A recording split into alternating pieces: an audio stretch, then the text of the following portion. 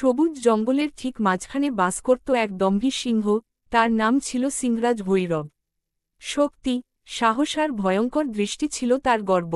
জঙ্গলের সবাই তাকে সম্মান করলেও ভেতরে ভেতরে ভয় পেত, কারণ ভৈরব খুব রাগী, কারো সামান্য ভুলও সে ক্ষমা করত না। জঙ্গলের পশুরা প্রতিদিন ভয়ে ভয়ে চলাফেরা করত, কেউ যেন সিংহের সামনে না পড়ে। কিন্তু ভৈরবের রাগী স্বভাবের মাঝেও একদিক ছিল, সে ন্যায় অন্যায় বিচার করত সবসময়। যে অন্যায় করত তাকে সে কখনো ছাড় দিত না।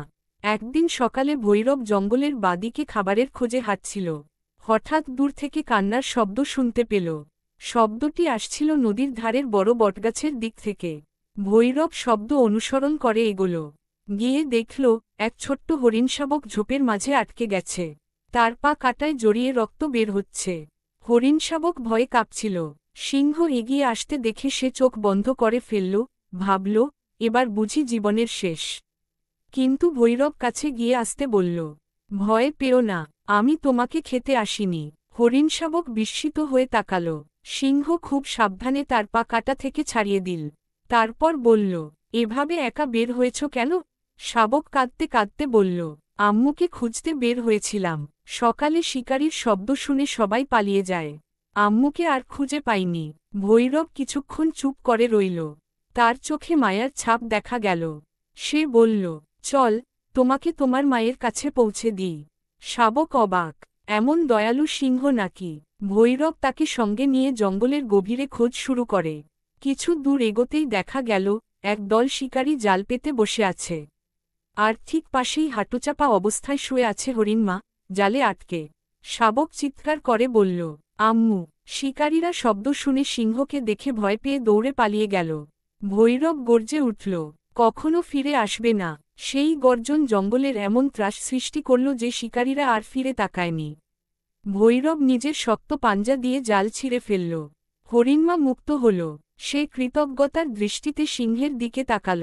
মহারাজ, আপনি না থাকলে আজ আমরা জনই শেষ হয়ে যেতাম। সিংহ মাথা নেড়ে বলল, জঙ্গলে সবাই আমার পরিবার। তোমরা নিরাপদ থাকলে জঙ্গল নিরাপদ। হরিণমা ছেলে সিংহকে সালাম জানিয়ে চলে গেল। কিন্তু এখানেই গল্প শেষ নয়। জঙ্গলের বড় বিপদ। পরদিন সকালে জঙ্গলের সব প্রাণী দেখল বড় নদীর জল হঠাৎ কমে গেছে। মাছ মরছে, হরিণদের পানির জন্য হাহাকার। সবাই মিলে সিংহ ভৈরবের কাছে ছুটে গেল। বানর বলল, মহারাজ, কেউ যেন নদীর ওপরের দিকের বাঁধ ভেঙে জল থামিয়ে দিয়েছে। ভৈরব বুঝল, এ নিশ্চয়ই শিকারীদের কাজ।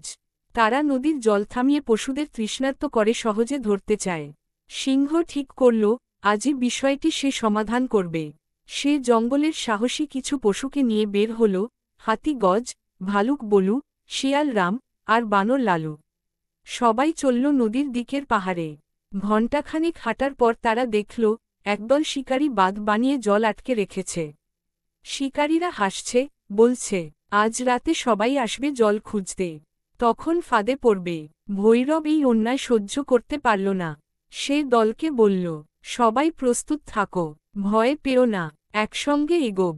হাতি গজ প্রথমে এগিয়ে এসে তার সুর দিয়ে বাঁধের বড় গাছগুলো টেনে ফেলল।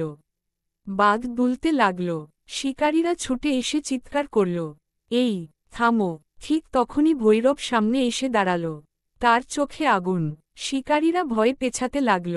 সিংহ চিৎকার করে বলল, এ জঙ্গল আমাদের। তোমরা বারবার এসে আমাদের শান্তি নষ্ট করছ। এবার চলে যাও, নইলে আজই তোমাদের শেষ। শিকারীরা সিংহের রাগী গর্জন শুনে মুহূর্তে পালিয়ে গেল। তারা বুঝল, এই সিংহকে হারানো অসম্ভব। পশুরা মিলে পুরো বাঁধ ভেঙে ফেলল। মুহূর্তেই নদীর জল ছুটে নেমে আসতে লাগল।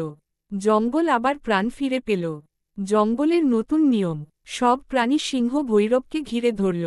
সবাই উল্লাস করে বলল, মহারাজ আমাদের রক্ষা করেছেন, জয় হোক সিংহরাজের। ভৈরব গম্ভীর স্বরে বলল, আজ থেকে জঙ্গলে নতুন নিয়ম। 1. কেউ কাউকে কষ্ট দেবে না। 2. সবাই মিলে জঙ্গল রক্ষা করবে। 3. বিপদে আপদে সবাই একে অপরের পাশে থাকবে। সবাই এই নিয়ম মানার প্রতিশ্রুতি দিল। হরিণমা ও তার শাবক এগিয়ে এসে বলল, মহারাজ, আপনার দয়া আমরা কোনোদিন ভুলব না। আপনি শুধু শক্তিশালী নন, আপনি ন্যায়ের রাজা। ভৈরব হেসে বলল, জঙ্গলের শান্তি বজায় থাকলেই আমি খুশি। সেদিন থেকে সিংহ ভৈরব শুধু জঙ্গলের রাজা নয়, ন্যায় আর করুণার প্রতীক হয়ে উঠল। তার শাসনে জঙ্গল হল নিরাপদ, শান্ত আর সুখের রাজ্য।